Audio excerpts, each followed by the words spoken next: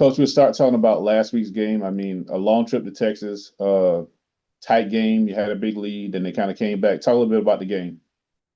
Yeah, we flew out to Dallas for the game this weekend, and obviously, great environment as a home opener for those guys, so they were excited. Texas A&M, East Texas A&M, and we challenged the guys to get off to a fast start. I thought we scored in our first four possessions offensively. We did give up one explosive early defensively that led to a score, but overall, I was pleased with how our guys approached the game and started the game, especially with the rough travel down to Dallas and it being those folks' home opener. But uh, overall, I thought we played well in all three phases. We got up early, went to halftime. We were up 10, and we won the middle eight. The last four of the first half and the first 4 minutes of the second half. We were able to come out in the second half and score again. We got up, I think we were up 24 points going into the fourth quarter. And at that point, we had some guys banged up throughout the week and some guys that got hurt during the game. So I was trying to rest our starters and get some guys out. And we put our backups in and weren't quite moving the ball and executing like we wanted to. They got a couple scores. Next thing you know, they back in the game. So we had to put our starters back in to kind of slow things down and finish it up. But I was very pleased with how we played. Obviously, the last 8 minutes of the game, some things we need to work on with some of the backups and things of that nature. But overall, I was pleased with the guys' effort and how we performed on the road. Coach, obviously, tough game. One of the things, talk a little bit about the defense. The second week in a row, you held the team under 50 yards rushing. That has to say a lot about the defense and the way they're playing. Well, yeah, we put a lot of emphasis on run fits and run defense. It's hard for people to just sit back and throw the ball and beat you. So, like, if you can kind of make them stop the run and make them one dimensional, I think you have a much better chance of winning the game. And our defensive staff did a really good job with the game plan. I think we held them to 34 yards rushing for the day. So I thought our D line played well up front, and then our linebackers did great with their run fits. And I thought defensively we played well. We did give up some explosive plays later in the evening in the back end. But if you can stop people from running the football, you have a really good chance of winning the game. And, Coach, I guess on the other side of that coin, I mean, the last three games, you scored 161 points. I mean, you scored 49, 62, and 50. Like, what's gotten into the offense? I don't know. I wish we could save some of those points for later in the year. But again, it's coaching and the guys coming up with a game plan and making it easy enough where the guys can understand it, can execute it, and then it's about the players. I think our players do a great job of going out and playing at a high level on Saturday. But I think that we're really coming along, and our chemistry and offense is really clicking. I think the continuity there is really good. Our O-line did a great job protecting. Walker had all day to throw the ball. I could have probably completed half of those passes as much time as he had to throw the ball. But the running backs ran hard. The receivers, when they didn't get the ball, they were blocking well on the perimeter. And then at the same time, they were making big plays on the outside. I think, you saw Makai Wall come up with a couple of good grabs. Chance Peterson had a couple. And of course, Chauncey had another big game, 100 yards and a touchdown.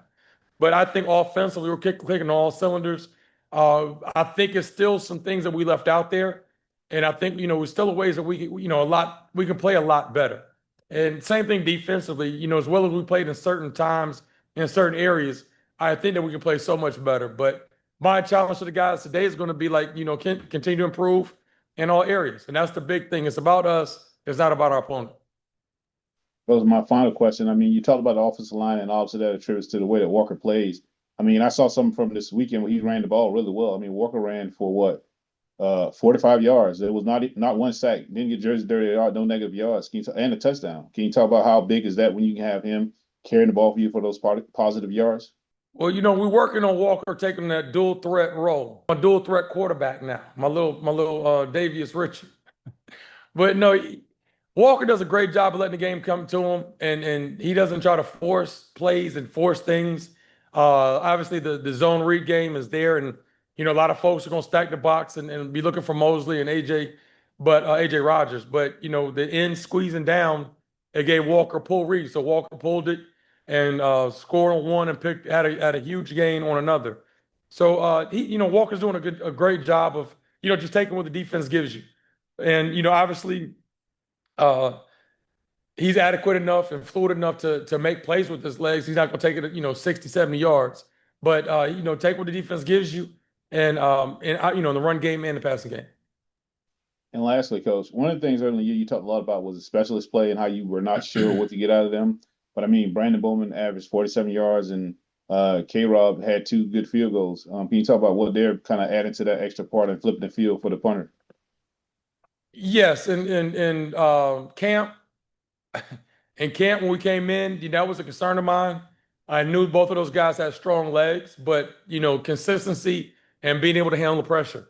Anybody can go out here and kick when nobody's watching, or they're not rushing or things of that nature. But I think Coach Bankins did a really good job with kind of molding these guys and working with them with their technique and fundamentals. And it's a daily thing. It's not like our specialists go to another field and they're over there by themselves. Coach Bankins meets with them. He works with them one-on-one during individual periods of practice and spends a lot of time with the kicking game. So, my hats off to Coach Bankins and what he's done with our special teams unit. But, Brandon averaging 47 yards a punt, that's a big day. And, then obviously you have K-Rob, Caleb doing a great job with our kicking duties. He had 4 touchbacks. And that takes so much pressure off your special teams, when you have a kicker that can kick the ball through the end zone. And then, obviously he was 2 for 2 with field goals and has been perfect all year with extra points. So that is a blessing when you can win the kicking game and you have 2 kickers that you're not concerned about. One of the things I saw this game that really impressed me is Aiden Davis. I think I talked to you about it earlier. As a freshman playing in that secondary, he's been really impactful. I mean, he had 6 tackles, 4 solos, and 2 tackles for loss, and a forced fumble. Can you talk about how having him, someone that young, play that well for you? You know, Aiden is a prime example type young man I want in the program. He's a freshman and sits back and just works his butt off until his name's called. We got a couple guys banged up in the back end, so he's taking on a much bigger role. And he had a couple big hits in the A&T game that really got the crowd going and got the energy on the sidelines with the team. And he's been consistent and works to get better. Now he has a ways to go, just being a freshman, but he's physical. He's a student of the game, and he makes plays. And not to mention, the young man's a new father. I think he has a child that's probably, I guess, about 8 months old now, and he has a 4.0 GPA.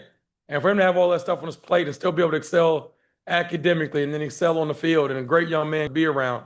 The same thing, what we talk about. When you have your stuff in order off the field, it's going to be a direct correlation to carry on to the field. So, great young man. Excited to have him in the program.